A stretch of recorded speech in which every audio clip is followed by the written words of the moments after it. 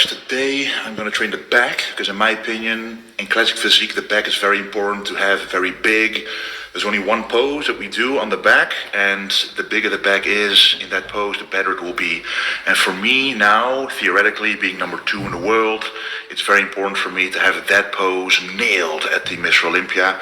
So that's what I'm going to do today, to create a championship winning back, which is, I think, what made me get good results at the Arnold Classic, and we're going to make it even better for the Mr. Olympia, which I'm very excited for. So let's get started with the workout.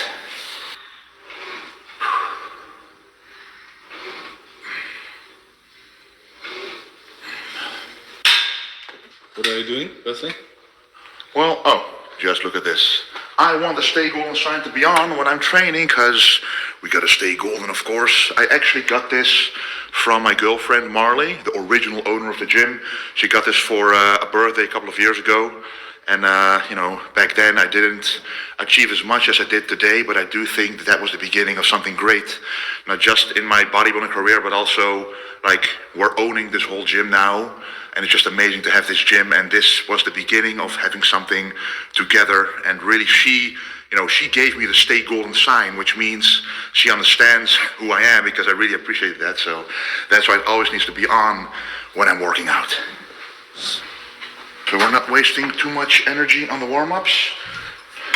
The heavier that I go, the less reps I do, so that you can take all the energy that we got for the working sets, because we all know the working sets is what actually builds the muscle. The warm-ups are simply to accumulate to the working sets. So I used to always do 10 reps, 10 reps, 10 reps the whole time, and that means I could do 2 reps less on the actual sets where it matters. So whenever I did that, right now I have a lot more energy to put into the actual sets that build that important muscle.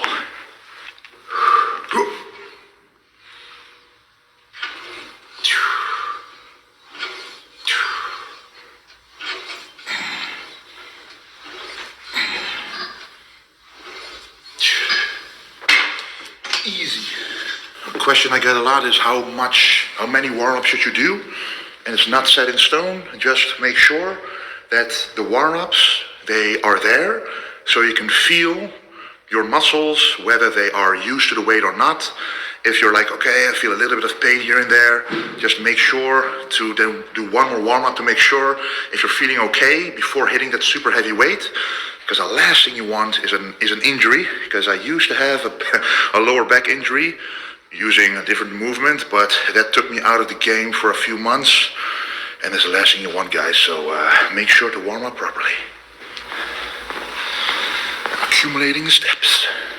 Let's actually check the logbook, how heavy I went last time. That's gonna be a challenge, maybe. So one more warm up, and then working set time.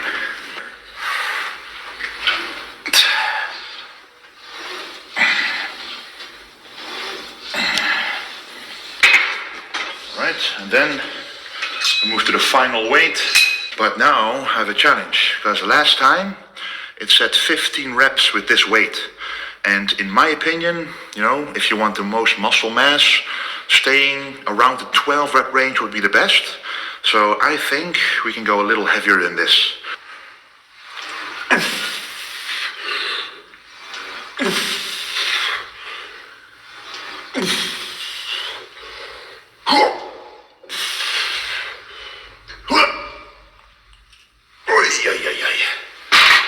Oh, 14 reps. Pretty happy with that. Just 1 rep less than the weight I did last time, which was 5 kilos less. So all in all, that you can call that progressive overload, guys. You always log this, at least that's my recommendation, because before we're gonna do this movement again, if this is your workout plan, you would do this movement a week from now, and a lot of other movements. Try to remember how many reps you did. It's gonna be difficult, so we're gonna put this in the logbook. And now we know it for next time. Okay, now we know how many reps you need to do to at least match this or beat it, to be sure objectively that you make progress, and that's important. Yeah.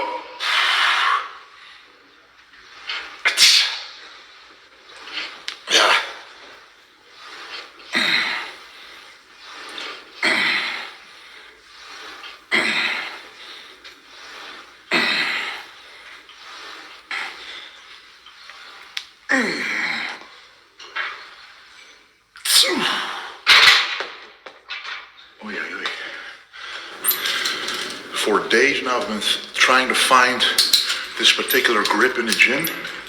You see this over here? It says right there in Dutch, cleaning up takes less time than having to search. And that's exactly what I'm doing now, having to search for this one. We have two of these, but where's the other one? That's a broken rule, guys, in the gym. You can't do that. Because right now I want to do this one with two handles. But we got one that's lost, so where is it? I don't know. So there are many places in the gym where it could be. We have like this cable station. People sometimes hang it here. But apart from a million belts, it's not here. And this, obviously, I hoped it would be here. And this is a similar one, but it's not the same. I mean, maybe we can try it with two different handles, but it's not optimal. Because why would someone use it anywhere else, apart from the places we just searched? I really wonder. It's on top. It's on the spit machine. Now we gotta walk the stairs? By the way, this whole floor didn't exist like a couple of months ago. This is like the of moving the bench. Oof. Oof. Oof. Oof. Oof. So, yeah. Let's put this one back before someone calls me the same as the guys who don't clean up. So let's put this back. So I often mention you gotta pull the shoulder blades together on this movement, but still I get some comments that people don't know what I'm talking about. So I'm gonna show you without a tank top to actually see what I'm talking about. So I'm gonna show you without a tank top to actually see the movement of the back, how it's supposed to move on this exercise.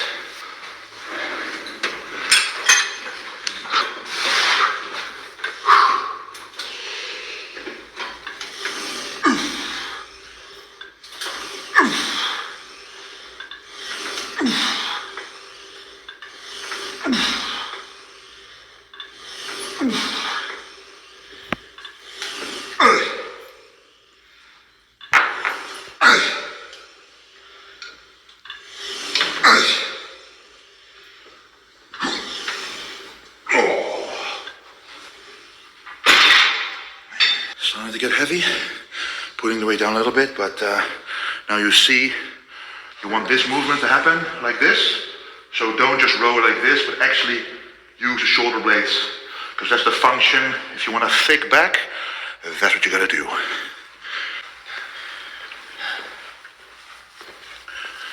This morning I walked around just like I am right now, but of course at home with the children and the dog. And finally, the first day, I can wear a t-shirt again outside. It makes it so much easier to get those steps in. Always 10,000 steps I like to do in the off season to keep the body nice and lean, but it's also healthy. And for anyone living in a country where the sun is shining, I mean, walking outside, which should be not a chore, but a joy. At least for me it is. And if you combine it with steps in the gym, it's so easy to get those 10K steps. If you ever wonder, how am I going to do this consistently every day? You know, combine a morning walk with walks in the gym, maybe one after dinner, and you got it. Trust me. And just get a cheap watch to track your steps. It's easier than you think. You can do more than you think, guys. And it starts with those consistent steps every day. Might sound cheesy, but for me it really helped. You know, stay lean, feel better, eat more. We all, honestly, we're probably all doing the sport so we can eat more, but at least that's a big part of why I'm doing it. Okay, step number 3.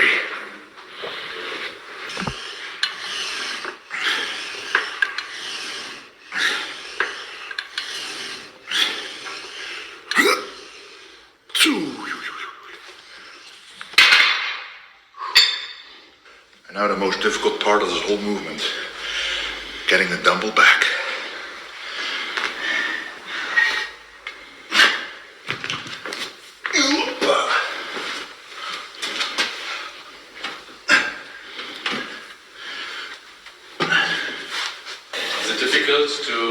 creative in a smaller gym?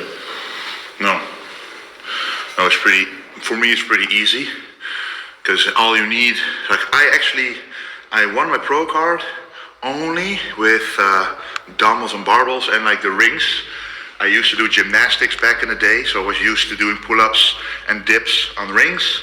So it goes to show that you can achieve anything you want with minimal equipment.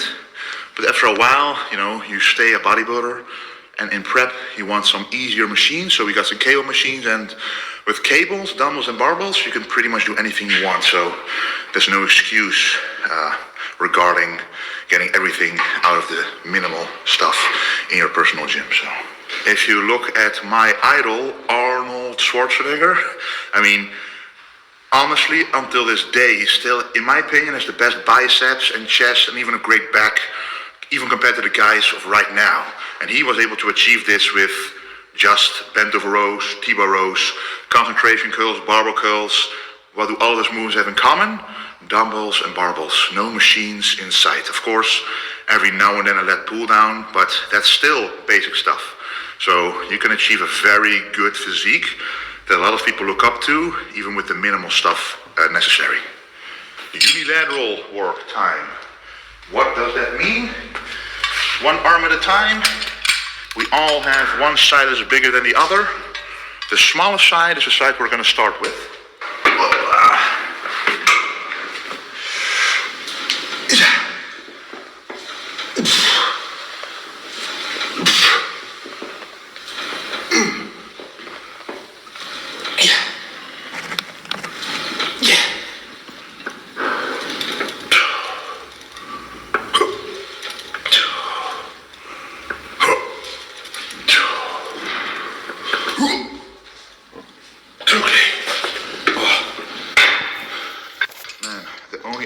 Thing about getting stronger is that you wish the set is over and you're still like, I can do more reps, so you have to do them. But hey, it's a good thing, but still, 13 good reps here. Let's do it again. What's so special about unilateral back exercises? Yeah, so unilateral means, especially if you have wider shoulder, like in this movement, we're working the lats, so you want to be able to shift to one side. But if you train both arms at the same time, you can't do that. But now, if I want to train the left side, you can move like this, move the elbow close to the body, and contract it very well. And also, we all want perfect symmetry, but one side is always bigger than the other. And the unilateral movement is the only way to really get the weak side as strong as the bigger side, as the stronger side. So if you always train with two arms, the imbalance will always remain the same. So that's why doing at least one unilateral movement will fix the imbalance. And we all know bodybuilding is about being symmetrical on stage. We're all chasing that perfect vision in our mind. It's a never-ending battle, but doing an exercise like this gets us closer to that perfect vision we have in our mind.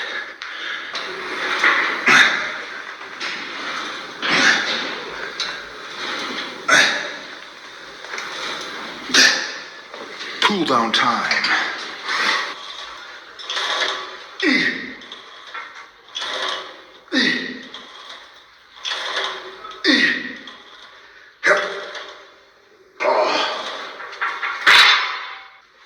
It's almost an ab workout as well. There's a challenge when doing the cable pullover. Your body weight needs to stay higher than your strength. If that doesn't happen, you gotta stick to a dumbbell pullover, which I did back in the day, but I do think the cable one has a bit more contraction in there and the stretch. So it's a cable has constant tension, but yes, if it makes you unstable, I would do the dumbbell version, which really works as well.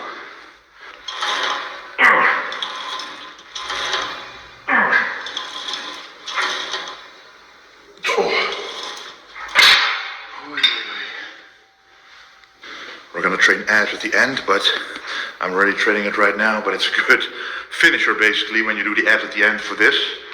Just like when you do a heavy tricep push down, sometimes it's like more of an ab movement than actual triceps. The same with this. Feels good though. Final pullover set. Less weight, more reps for the ultimate back finisher.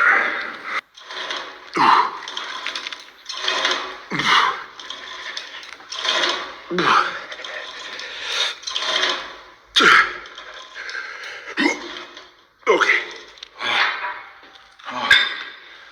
I drink a lot, which means let's go to the bathroom. Now it's time to finish it off with the biceps.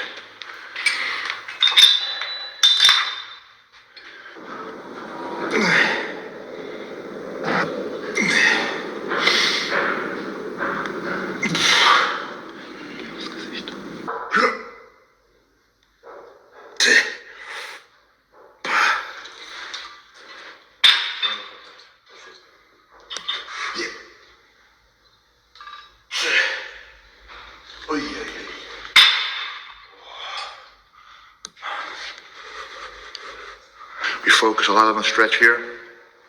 You might wonder, why do you put this so high? I put this so high because then maximum stretch here, and when you get here, it's very easy, but you want to focus on the stretch on this one.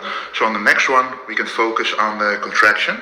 So if you don't really feel the biceps that well during a movement, cable, the tension is there, the stretch is there, you will get a good pump. Staying a little higher in the rep range with the biceps. Too heavy is too much of a risk. I've had a lot of injuries in the bicep tendon before, and it's an isolation movement, small muscle group, so you can't go heavy with it. So let's go at least 15 plus reps every time.